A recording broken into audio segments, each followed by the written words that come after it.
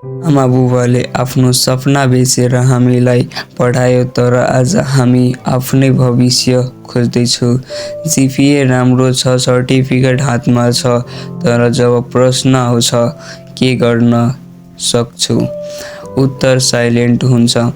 10 वर्ष स्कुल गयो तर पैसा चलाउन सिकेनौँ, सिप सिकेनौँ, जीवन चलाउन सिकेनौँ। शिक्षाले हामीलाई सपना देखायो तर बाटो देखाएन। त्यसैले आज डिग्री बोकेर विदेश जान बाध्यता छ।